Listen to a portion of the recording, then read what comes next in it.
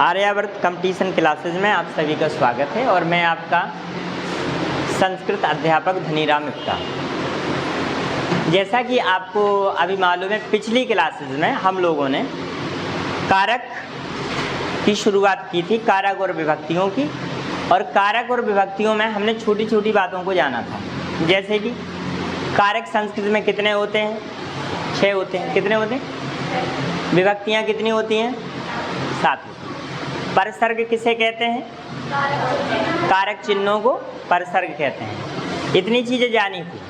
फिर हमने ये भी बताया था मैम कारक का सूत्र क्या है, जैसे कि कर्ता कारक का सूत्र क्या है आपने बताया, कर्तरी प्रथमा। कर्म कारक का सूत्र क्या है? कर्मणि द्वितीया। ठीक है। तृतीया का क्या है? करणे तृतीया। संप्रदाने चतुर्थी, अपादाने पंचमी, षष्ठी शेषे, आधारो अधिकरणम या अधिकरणे सप्तमी। ऐसा आप लोगों ने जाना था, समझा था, सोचा था और आपको इसके सूत्र वगैरह, उदाहरण, ये हमने आपको सब बताया था। इसके बाद हमने मैम प्रथमा विभक्ति शुरू की थी और प्रथमा विभक्ति में हमने आप लोगों को 2 उसके सूत्र भी बता दिए थे, जिसमें हमने आपको बताया था प्रातिपदिकार्थम लिंग परिमाण वचन मात्रे प्रथमा। इसके बाद हमने आपको बताया था संबोधने चा प्रथमा। इतनी बात हो गई थी? इतनी बात हुई थी या नहीं हुई थी? हाँ या ना? हो गई थी ना? इतनी चीज़ समझ में आई थी कि अगर कहीं हे, अरे, भो ऐसे शब्द मैम दिखाई दे जाते हैं वाक्य में, तो ऐसी स्थिति में वहाँ पर आपका क्या हो जाएगा? प्रथमा विभक्ति हो जाएगी। किसी नाप तोल का ज्ञान हो रहा है या किसी लिंग, लिंग का मतलब ये है मैम, हम कहते हैं बालिका, तो ये स्त्रीलिंग हो गया। हम कहे बालका, पुल्लिंग हो गया। तो मैम अगर लिंग वाली चीज़ें कहीं भी हैं, बताया जा रहा है कौन सा लिंग है, कहाँ है, तो मैम ऐसे स्थिति में भी आपकी प्रथमा विभक्ति होगी।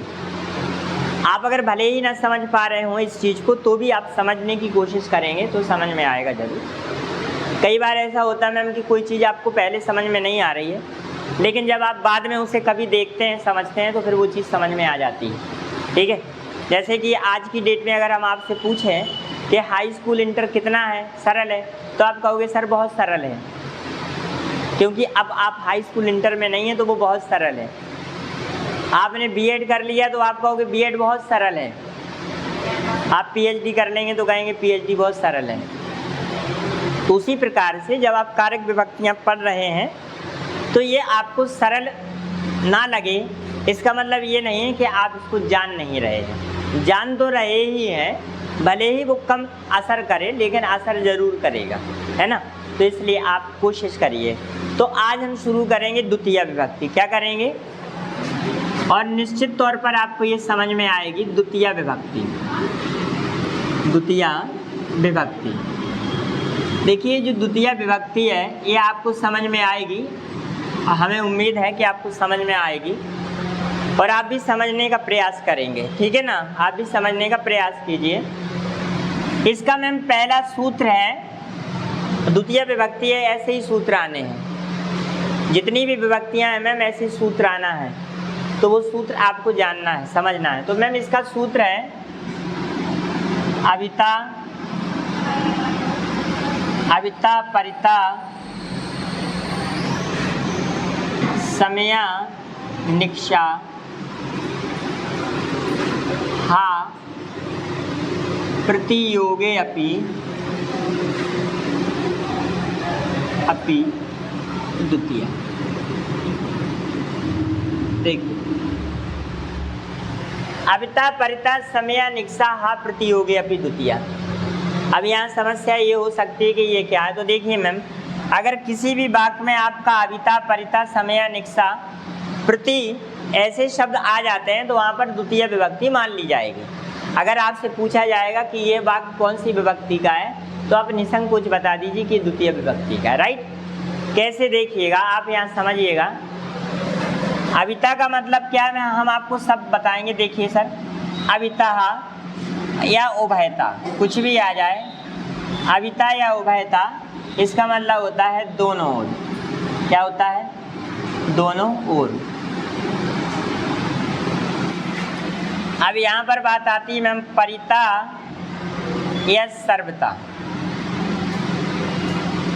इनका मतलब है चारों ओर। चारों ओर, और सर्वता का मतलब है सब ओर।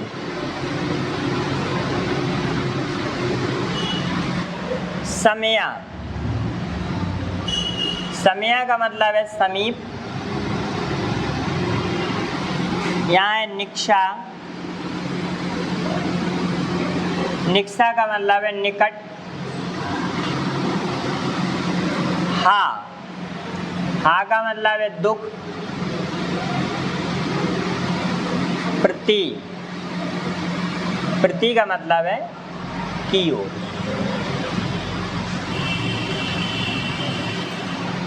इतनी चीजें हैं भाई, आप समझ लीजिएगा।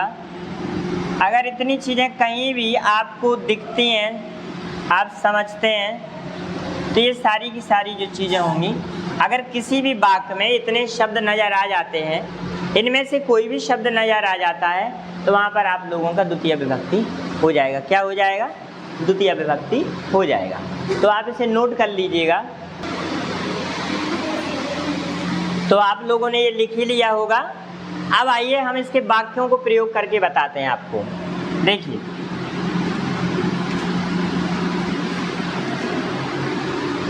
इसके वाक्य देखते हैं हम। जैसा कि आपका ये लिखा है, ग्रामम अविता वृक्षा सन्ति। देखिए मैम, ग्रामम अविता वृक्षा सन्ति, ग्रामम अविता वृक्षा सन्ति, गांव के दोनों ओर पेड़ है। ग्रामम अविता वृक्षा सन्ति, भाई गांव के दोनों ओर पेड़ है मैम। तो कुछ नहीं समझना आपको, तो अविता ध्यान देना है। अविता आया, अविता शब्द आ जाने पर ये द्वितीय विभक्ति का वाक्य मान लिया जाएगा। आपको मैम 4 सेंटेंस दिए जाएंगे, ये पूछा जाएगा कि यह वाक्य कौन सी विभक्ति का है। आपने देखा अविता द्वितीय विभक्ति का हो गया। क्यों? क्योंकि सूत्र में आपने पढ़ा है कि अविता परतः समया निक्षा हा प्रति हो गया अभी द्वितीय। दूसरा देखिए, नगरम परिता सिंहा धावंती। नगर के चारों ओर शेर दौड़ रहे हैं, तो परिता आ गया है। हा पापिना जनाः, पापी लोगों को दुख हो, तो हा आ गया। पापिना जना, पापी लोगों को दुख हो, यानी पापी लोगों को दुख हो। भाई आप मैम पापी लोगों को दुख बता रही हैं ना, पापी लोगों को दुख हो, यानी आप उन्हें मैम बद्दुआ दे रही हैं, दुख हो। हाँ पापिना जना, पापी लोगों को दुख। तो ये यहाँ पर हा आ गया, हा का मतलब दुख होता है। चौथा है नगरम, नगरम प्रति मयूरा गच्छति। नगरम प्रति, तो यहाँ प्रति आ गया, तो नगरम प्रति मयूरा गच्छति, नगर की ओर मोर जाती है। तो मैम अगर इस तरह से कहीं अविता परता, आप याद रखिए, अविता परता समया निक्षा हा प्रति हो गया द्वितीय, ये ध्यान रखिएगा। आप बस समझ लीजिएगा कि आपको आ जाएगा। ठीक है, समझ गए आप? लिख लीजिएगा आप लोग।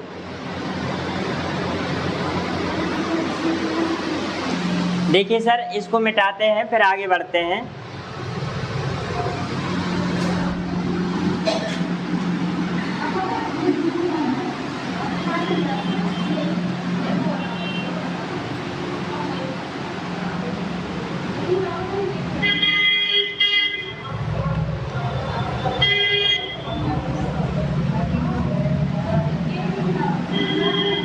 इसके बाद ये दूसरा इसका सूत्र है,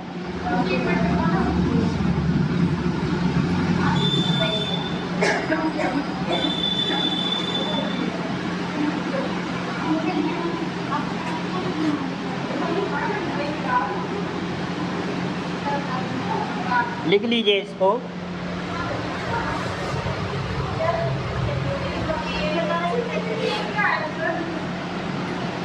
बता रहे बेटा, क्यों आप परेशान हो? देखिए, ये सूत्र है, इसको लिखना है आपको। देखिए, आपको सही लिखवा रहे हैं।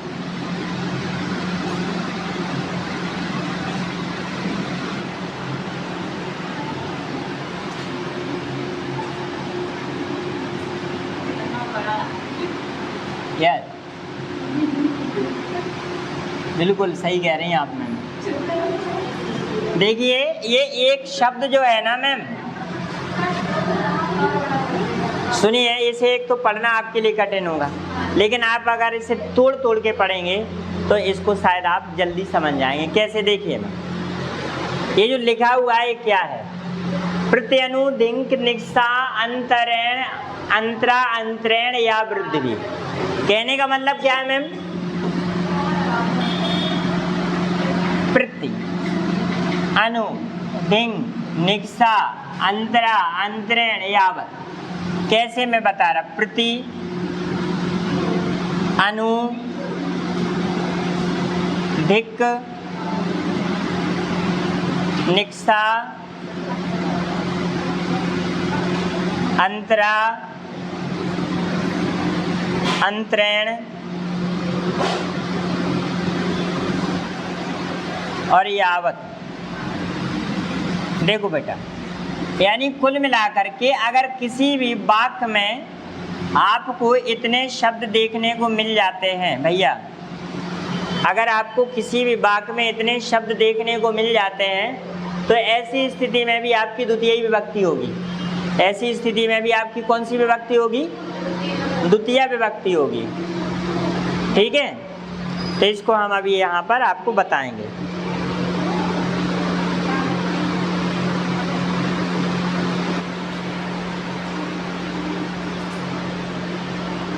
देखिए, इनमें से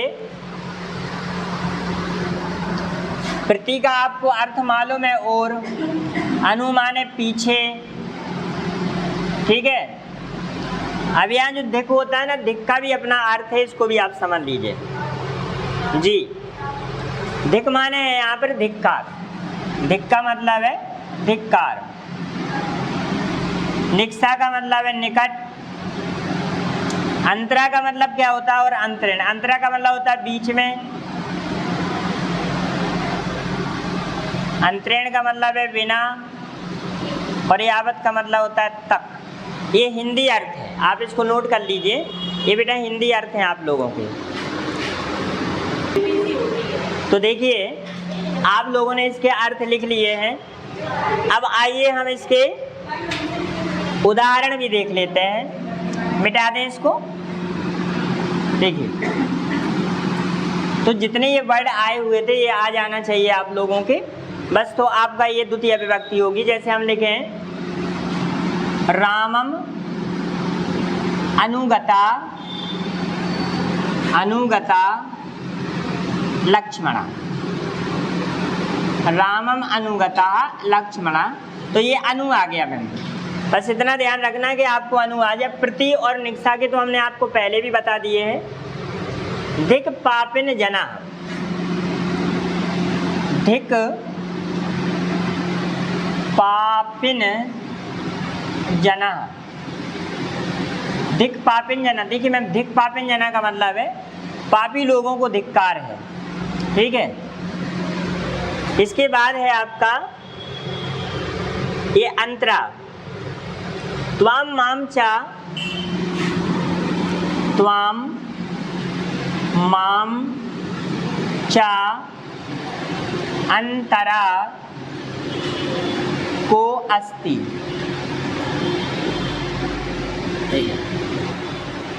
त्वाम माम चा अंतरा को अस्ति, इसका मतलब ये है कि तुम्हारे और मेरे बीच में कौन है? तुम्हारे और मेरे बीच में कौन है? त्वाम माम च अंतरा को अस्ति।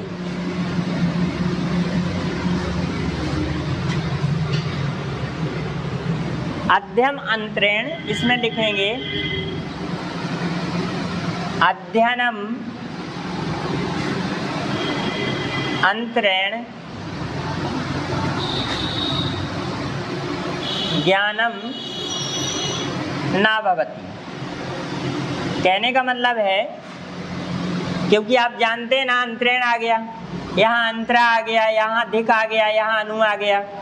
जैसे अध्ययन के बिना ज्ञान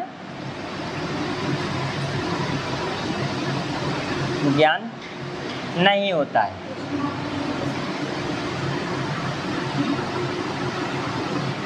अध्ययन के बिना ज्ञान नहीं होता है, तो इसको आप समझ लीजिएगा। तो बस इतनी सी बात थी, ये था आपका दूसरा सूत्र। जी बताइए मैम। जी, राम अनुगता लक्ष्मणा, राम के पीछे लक्ष्मण गए। धिक पापिन जना, पापी लोगों को धिक्कार है, क्योंकि धिक का मतलब धिक्कार है। ठीक है दीदी, और किसी को कोई समस्या भाई? ठीक है, तो आप इसको आराम से लिख लीजिएगा। तो मैम ये आपका जो था ये तीसरा सूत्र हो गया।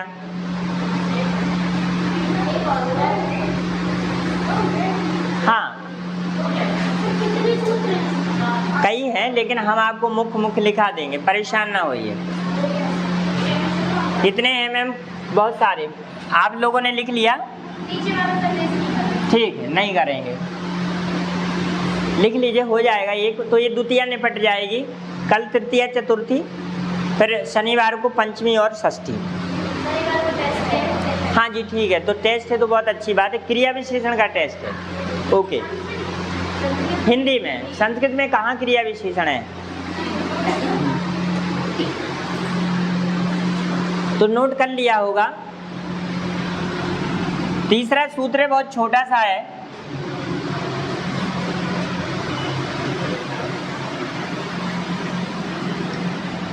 देखिए यहाँ हम लोग लिखेंगे क्रिया विशेषणे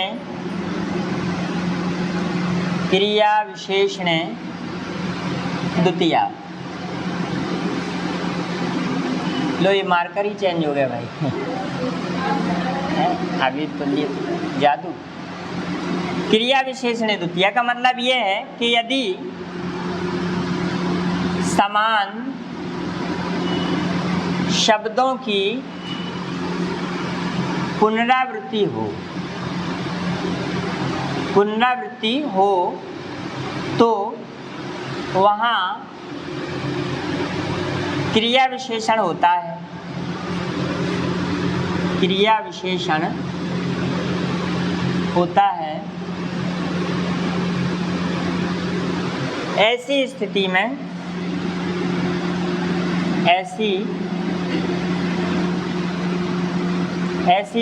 में द्वितीया विभक्ति होती है। ठीक है, कैसे? देखिए जैसे लिखा है, समान शब्दों की पुनरावृत्ति, यानी समान शब्द बार बार आए, जैसे वायु, मंदम,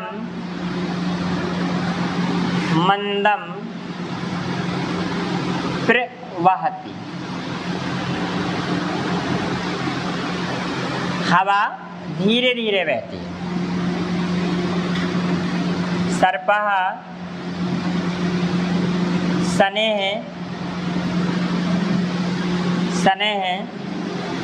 घर्षति। सांप धीरे धीरे रेंगता है। घर्षति यानी सरकता है, खिसकता है।